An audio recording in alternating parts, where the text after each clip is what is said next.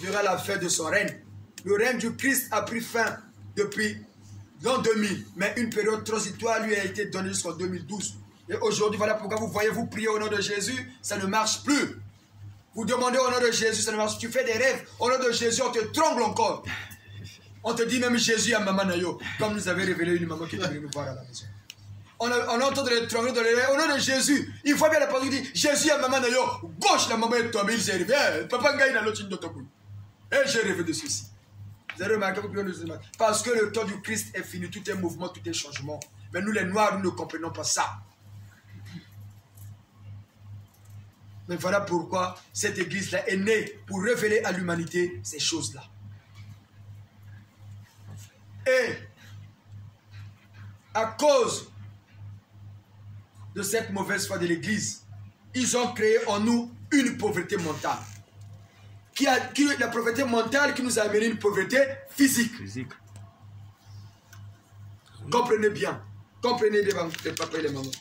La pauvreté mentale crée la pauvreté physique. Dans la décrition de l'activité psychique.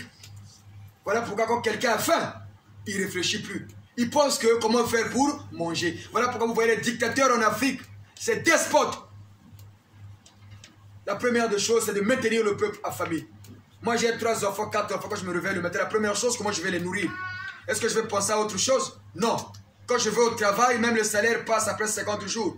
Et on a mis des devises dans le pays, copé qui salaire.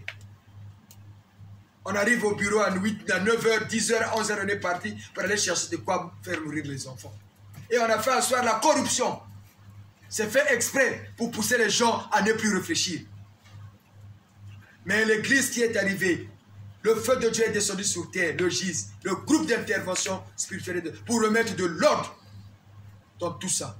Dans la politique, dans les églises, le GIS a pour mission de remettre tout ça. On ne fait pas de la politique, mais ce sont les hommes qui gèrent la société. Et il faut donner aux hommes des vraies connaissances dignes de ce nom pour bien gérer leur état. Voilà pourquoi les Blancs ont créé des loges pour donner aux gens des connaissances extrascolaires, pour faire de ces gens-là, de ces instruits, des vrais cadres. Et de ces cadres-là, des vrais intellectuels qui vont amener la société vers l'avant. Voilà pourquoi les Blancs, ils ont créé des loges. Contrairement à la loge maçonnique que nous avons au Congo, des francs-maçons alimentaires qui sont incapables de développer leur pays. Et pourtant, ils ont étudié en Occident. Ils ont des diplômes en Occident. Et raisonnez un peu par les papas et les mamans. Le noir, la majorité de ceux que nous gouvernons, comme on a dit la dernière fois, étudient en France. Mais quand ils arrivent au pays, ils deviennent incompétents. Mais le noir qui travaille en France, il est compétent.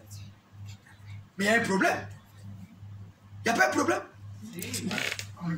Le noir qui a étudié, la majorité de nos dirigeants étudiants en Europe, en URSS, ils ont des diplômes.